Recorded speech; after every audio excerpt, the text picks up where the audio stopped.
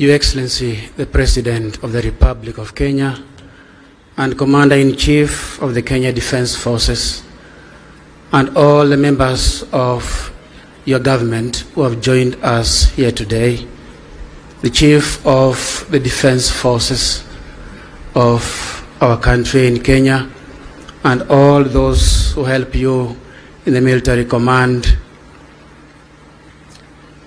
distinguished guests, ladies and gentlemen, Your Eminence, the Cardinal John Jue, Your Excellency, the Apostolic Nuncio Hubertus Van Megen, Your Grace, Archbishop Philip Anyolo, Archbishop of Nairobi, Your Lordships, Reverend Fathers, religious men and women, dear faithful and in a special way, all the members of the military ordinariate of Kenya. God is good, and all the time. First of all, I bring you greetings from UK. For starters, UK means United Kisumu.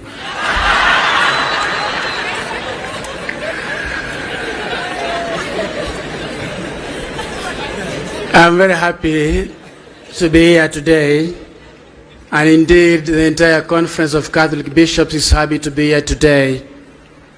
And these celebrations of today are both historic and revelatory. Historic because since Kenya gained independence, this is only the third Catholic bishop in the military. The first having been the servant of God, Maurice Michael Cardinal Otunga, right from 1964 up to the time he retired in 1996, close to 33 years. And thereafter him came His Lordship Alfred Rotich, who served with commitment and dedication up to again when he retired in 2016. We thank God for their service, for our brothers and sisters in the military for all those years. It is historic because today we get the third bishop of the military in the person of His Lordship, Right Reverend Wallace Nganga. You're most welcome to this service of the people of God in the military, our dear brother Wallace. That is the historical part. But it is at the same time revelatory, because what we are doing today may pass just for another event, another occasion, but the event and the occasion of today, the ceremonies and celebrations, touch at the core, the deepest core of the very constitution of the human person. What is the human person made of? Is created, she is created in the image and likeness of God. This is the foundation of everything we are doing here today. That the human person, having been created in the image and likeness of God, has been given a very special constitution, that is body and soul. To speak of the human person is to speak of one who has a body and an intelligent soul. And these two constantly remind us of where we are coming from, where we are, and where we are going. And in this, we reflect the image of God in us. This is the deepest and most intimate foundation of why we are celebrating here today. That all human beings, in whatever profession, in whatever career, in whatever part of the world you find yourself, you have a constant reminder that deep inside yourself, We are a composition of body and soul, reflecting the image of God. And the same applies to our brothers and our sisters in service in the military. And that is the role of the military ordinariate, to render spiritual and pastoral service to our brothers and sisters who are created in the image and likeness of God, looking after their brothers and sisters created in the image and likeness of God. As the psalmist says, unless the Lord watches over the city, in vain does the watchman keep vigil. We can also say, unless the Lord watches over a country, in vain does the watchman keep vigil.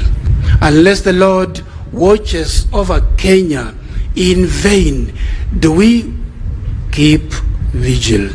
What does it mean? It means actually our brothers and our sisters in the military are continuing the work of God, because God is the one who takes and looks after the human person in a special way. And if he doesn't look after us, you can put around us as many watchmen, as many guards as possible, but everything will be in vain if the Lord does not watch over us. Our brothers and our sisters in the military are doing something divine, looking after their brothers and their sisters on behalf of God. Because unless the Lord watches over a city, over a country, in vain does the watchman keep vigil. We want to thank very much our brothers and our sisters in the Kenya Defense Forces for the work you do for our country. We want to thank you because of the sacrifices you make, the sacrifices of even being with your families constantly like the rest of us, because of love of country.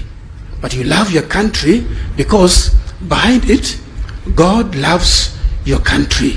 He loves our country. Unless the Lord watches over a city, in vain does the watchman keep vigil. And constantly, with this in mind, you go ahead, you defend our borders. You ensure that we are safe.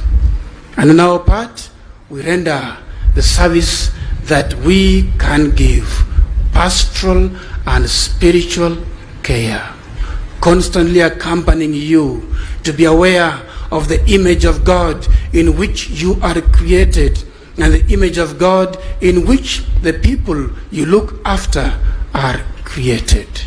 May the Lord continue to bless the military ordinariate. As we pray for Bishop Wallace Nganga, takes over his responsibility today, having been appointed on the 15th of August this year. May the good Lord bless him. May the good Lord bless the military ordinariate. And may the good Lord bless our country, Kenya. Now, Bishop Wallace, I have some few documents here for you that even as you serve us from the military, when you say, when they tell you right turn, yes, right turn, left turn, they tell you mark time, you mark time, but also remember the statutes of the Kenya Conference of Catholic Bishops, which I'm going to hand over to you today, and then also to make sure that you come for the next meeting for the first time as the Bishop of the military. To ensure that you don't fail to come, I am putting your fare here. So please come and take your fare to make sure you come and represent the military in the Kenya Conference of Catholic Bishops.